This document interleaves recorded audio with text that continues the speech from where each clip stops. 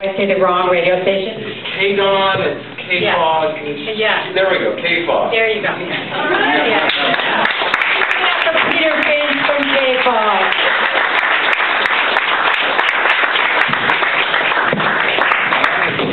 Hi.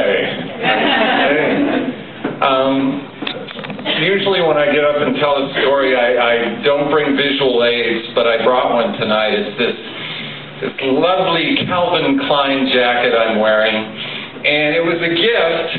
It was a gift from a stranger. A gift from a stranger, I think, was probably under the influence of a narcotic, and who I think may have, well, I won't be crude here, may have wanted to hug and kiss me, especially if I had been willing to pay for it. And it was actually the second bizarre encounter I had that day, and it wasn't even noon yet. And you know, with regards to that last part, I may be totally off the mark about it. I'm not sure. I'm a little naive about these things, so I'll just tell the story and then, you know, let you draw your own conclusions.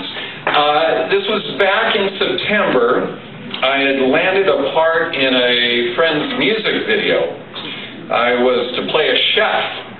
So one morning after I got off the radio, I went out to Hayes Street in San Francisco to the Goodwill to see if they had any, like, chef-type clothing. And as I'm approaching the door of the Goodwill, this young woman, looking kind of downtrodden, approaches me and says, "Excuse me, sir, could I have $1? I need underwear."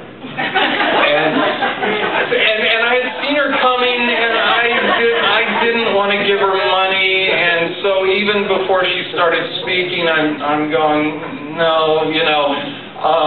So as a result, by the time she mentioned the underwear, I had already committed myself, even though, you know, I do consider underwear a basic human need. I know some people don't, but I do. But, you know, I shot her down. I said no, and I went into the Goodwill, looked around for a few minutes. They didn't have any chef clothing.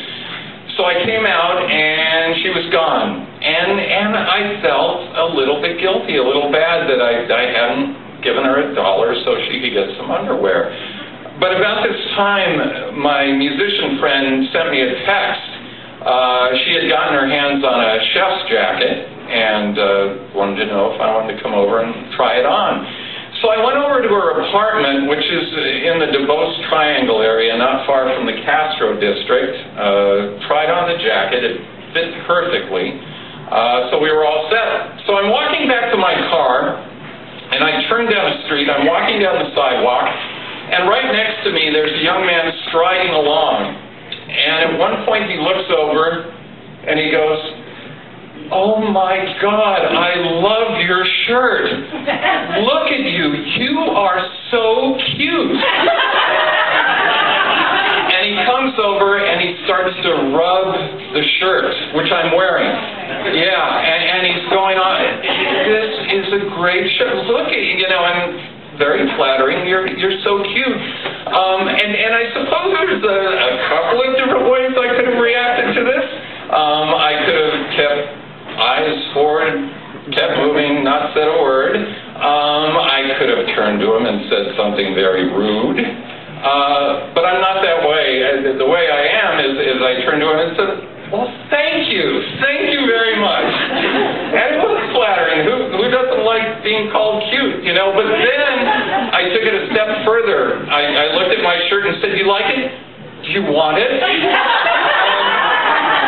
Because the deal was, it was a kind of a thick plaid flannel shirt. It was a hand-me-down from my son, and I liked it okay, but I had been wearing it for a while, and I was kind of over it, and I had been thinking of donating it to a thrift store anyway. And so, you know, here I was literally giving a stranger the shirt off my back, you know, and his reaction was, "Really? Oh, thank you. Well, tell you what, you give me your shirt, and I'll give you my jacket." And now I got to tell you, at first blush, I wasn't super impressed with the jacket. It seemed a little bit dirty, and also he was wearing it inside out, and it's not reversible. I'll quickly demonstrate.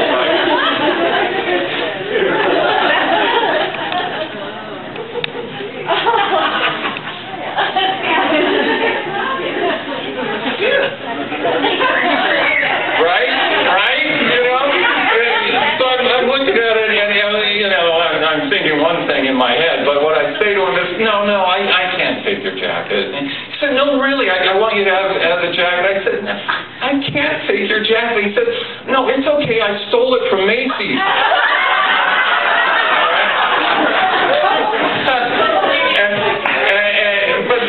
So in my head I'm going, oh my God, but what I say is, no, really, I don't want to take your jacket.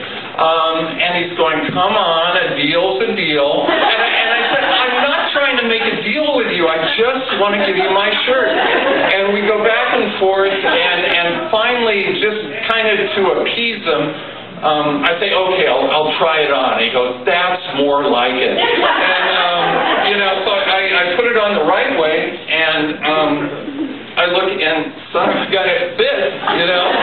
And so in the end, and also because I kind of wanted to move things along, I told him, okay, great, I'll take your jacket. And then to seal the deal, I offer him my hand, you know, the handshake. My name's Peter, it's nice meeting you. And he says, and I'm Ronnie. And he shakes my hand, and with the other hand, he kind of pets my hand, right? And it's like, oh, okay, nice to meet you, Ronnie. I've got to go home now.